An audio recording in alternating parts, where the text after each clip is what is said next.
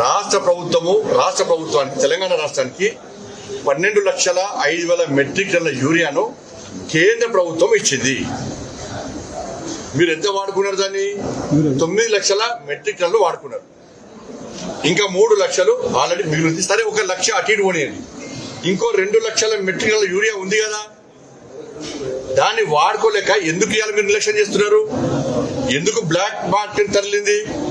మేము ఇన్నోళ్ళు అంటారేమో, బీజేపీ ఇవన్నీ తప్పు పూసుకొని మోడీ తిడతారు, కేంద్ర ప్రభుత్వాన్ని మోడీ అని తిడతారు.